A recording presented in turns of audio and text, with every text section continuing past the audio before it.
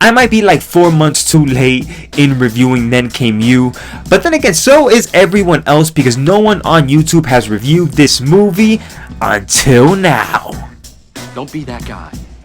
And it's not like this is a movie without its stars. It has Arya from Game of Thrones, it has that dude from Sex Education, but for some reason this movie got forgotten about like a fart in the wind, and I'm gonna let you know why.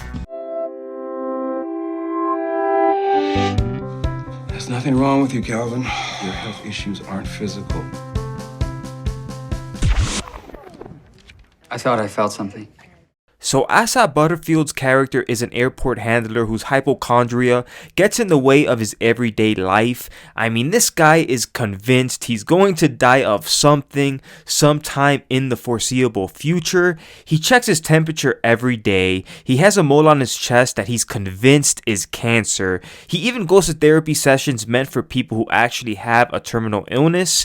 And that's where he meets Sky, played by Massie Williams, who actually is terminally ill. From there, Massie Williams convinces Asa Butterfield's character to help her cross shit off her bucket list before she kicks the bucket herself.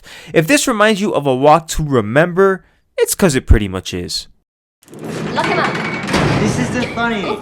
This is one of those movies where the quiet, follow the rules character ends up meeting one of those follow your heart, impulsive characters, and it's easy to see why they do it in a movie like this. It's very easy to write. By the way, this formula is in about like over half of rom-coms out there. Pay attention and you'll know what I'm talking about. Massie Williams is great in this, but she's pretty much a manic pixie dream girl. We don't really get to see manic pixie dream girls often in movies anymore because it's 2019, but you get to see the manic pixie dream girl here. I'm not saying it's a good thing or a bad thing, I'm just saying you see the manic pixie dream girl. You are the last straw that breaks my camel's back. You are the plague. You bring havoc and chaos to everyone, but why to me? Why me? Why? Because you look cute in your pajamas. Did millennials actually kill the manic pixie dream girl? I think so. All the movie's best moments feature Ken Jeong as a sympathetic cop. He's a really funny actor who can do a lot with only a few brief scenes, and he does that here. But thankfully, there's not that much of Ken Jeong in this. He's very, very good in short doses. I think Hangover 2 and 3 definitely taught us that lesson.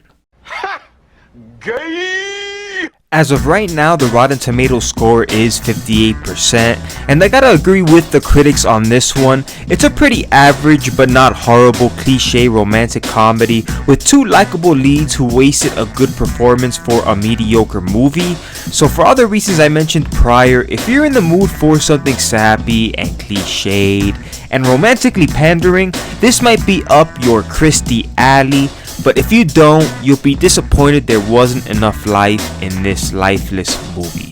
But alright guys, that's my review of Then Came You. Let me know what you think about this movie in the comments below. And as always,